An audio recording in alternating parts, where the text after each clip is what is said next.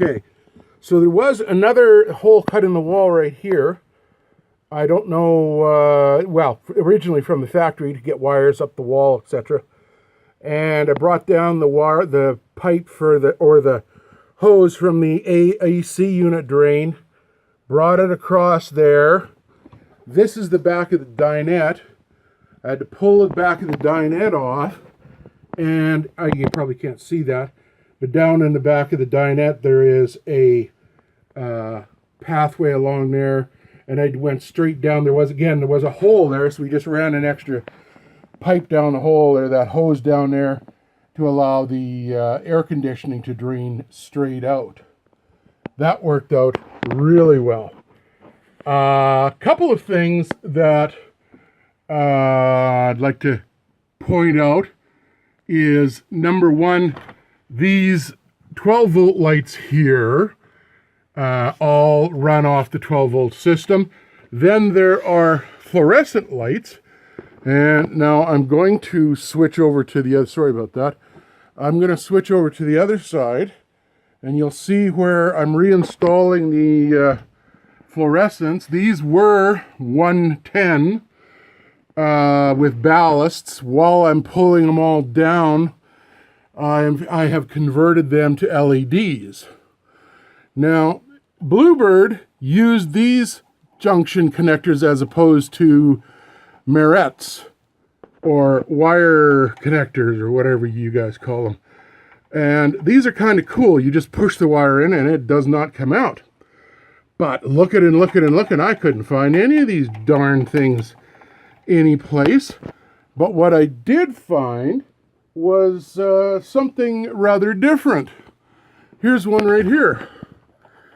These are basically the same thing. You just push the wires in, but you can pop the, I don't know if you see it. You can pop it open like that, slide the wire in, and snap it down, and it holds solid. They look kind of flimsy, but they're rated for 250 volts at 30 amps. So there's not going to be a problem with these fluorescents. I do have to get another piece of house wiring here so that I can reconnect it to the junction box back here. Now, you'll see on this side, the back rail I painted all in black because it was rusty, so I ground it all down, painted it all. Now, the ceiling pieces, you'll notice that the two pieces here are white, and that's because the actual wood that was up here, 3/8 inch plywood, is in good shape. It was just had black mold and everything all over it, but the wood itself was fine. So again, we washed the hell out of it with Moldex, and then I primed it with a good oil-based primer to seal everything in so that there won't be any further mildew or mold growing. I know I've got the leak fixed, but I didn't want it to fester up here. So the same pieces of wood went back in, and we got it all put up again. One of the other weird things, and I don't know if I can find this and show it to you or not, probably not. I don't know what I do with it, but yeah, I'll have to do some editing to get this out of here. Oh, here we go. All the ceiling board are put on with these flat-ridged screws, and they're all self-tapping. They got a nice bit on the end, so they'll bite right into that metal and everything. Now, the ones I had were rusted as hell, so I had to get the Canadian equivalent. You'll notice that what we use here are square heads, as opposed to your Phillips. God, I hate Phillips screws.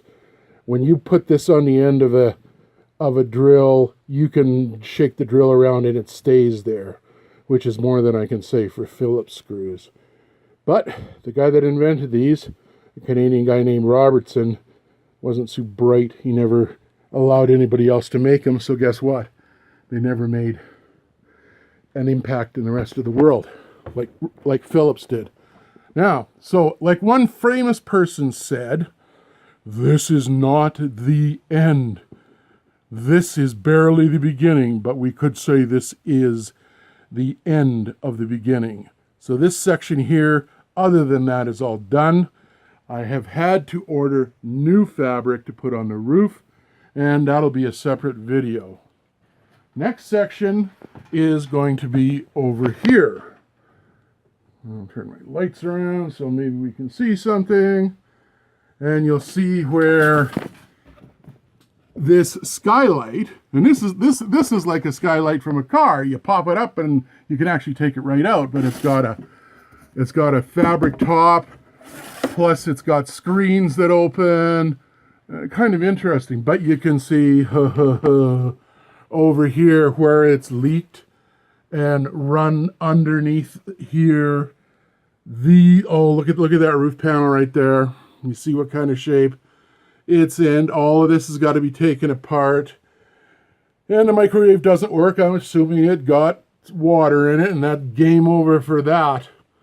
Anyway, so that is going to be phase 2 of the BlueBird. All right, we'll talk to you guys later.